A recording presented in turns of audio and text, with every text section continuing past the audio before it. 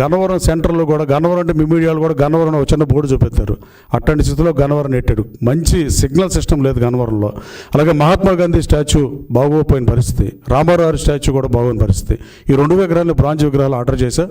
రాబోయే కాలంలో గన్నవరం సెంటర్ అంటే దాన్ని చూపించాల్సిందిగా మిమ్మల్ని కోరుతున్నా. గన్నవరానికి గత వైపును తీసుకురావాల్సిన అవసరం ఎంతైనా ఉంది. గత 10 సంవత్సరాలుగా గన్నవరం ప్రజలు ఈ రౌడీయిజానికి, గన్నవరం ప్రజల ధన మాన ప్రాణాలు రక్షించాల్సిన ప్రజాప్రభుత్వాల్లో చీడపురుగులాగా పనిచేస్తే, నాయకుడు మంచాడైతే సమాజానికి మంచి జరుగుతుంది. తన అభ్యున్నతి కోసం పనిచేసి అక్రమంగా మట్టి దవ్వి భూదందాలు చేసి ఇన్ని చేసి ఇంకా ఎన్ని బయటకు వస్తాయో తెలియని పరిస్థితి. 10 ఏళ్ళు పనిచేసిన ఎంఆర్ఓల మీద విచారణ చేస్తే 100 కోట్ల రూపాయల ఆస్తులు మాధురి గారి దగ్గర కానీ నరసింహరావు గారి దగ్గర కానీ ఉంటాయి అనడంలో ఏమాత్రం సందేహం లేదు. అన్ని రికార్డులు ట్యాంపర్ చేశారు.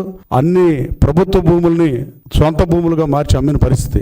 ఇన్ని రెవెన్యూ సదస్సుల్ని మా ప్రభుత్వం నిర్వహిస్తుంటే రెవెన్యూ సదస్సులో పెట్టినవి కాకుండా 3 కోట్ల రూపాయలకి రిజిస్ట్రేషన్ చేసిన పరిస్థితి. 3 కోట్ల రూపాయలు క్యాష్ పెడితే ఏ రిజిస్టర్ ఆఫీస్ అన్నా రిజిస్టర్ చేసే పరిస్థితి ఉందా? న్యూజివీడ్లో రిజిస్ట్రేషన్ చేపిస్తాం. అసలు ఇవన్నీ చేయాలంటే గన్నవరంలో నేను పోలీస్ స్టేషన్లో అక్కర్లేదని చెప్పే గతంలో నారా లోకేష్ బాబు పాదయాత్రలో నేను తెలుగుదేశం పార్టీలో ఇక ఈ అవమానాలు చాలు, ఈ పార్టీలో మనం పనిచేయలేము, నేను తెలుగుదేశం పార్టీలో చేరిన తర్వాత లోకేష్ గారితో పాటు పాదయాత్ర చేస్తుంటే 2వ రోజే మా అందరి మీద, నారాయణ గారి మీద, రవీంద్ర గారి మీద, రావు వెంకటేశ్వర గారి మీద, ఉమా గారి మీద, ఇట్లా తెలుగుదేశం పార్టీ నాయకులు అందరి మీద కేసు పెట్టిన పరిస్థితి.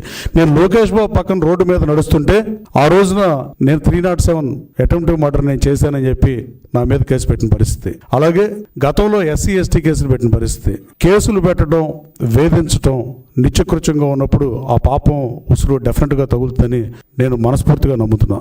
అలాగే ఎవరి మీదైనా క్రిమినల్ కేసు పెట్టి గన్నవరం ప్రతినిధిని గన్నవరం ప్రజల ఆత్మగౌరవాన్ని మంటగలిపి ప్రజాస్వామ్యంలో రాజకీయాల్లోకి వచ్చేది ప్రజల జీవితాన్ని మారుస్తే కొన్న ఏకైక ఆయుధం రాజకీయం. అది ఏ దేశమైనా. కాతే దురదృష్టం ఏంటంటే ఇలాంటి వ్యక్తులు రాజకీయాల్లో ఉండడం వల్ల వాళ్ళ వ్యక్తిగత ఆస్తులను పెంచుకోవడం కోసం పవర్ను ఉపయోగించి ప్రజల్ని భయభ్రాంతులకు గురి చేయటం, నోటికి ఎంత వస్తే అంత మాట్లాడటం, చంద్రబాబు నాయుడు గారు నా మీద పోటీ చేయండి ఇలాంటి మాటలు మాట్లాడటం.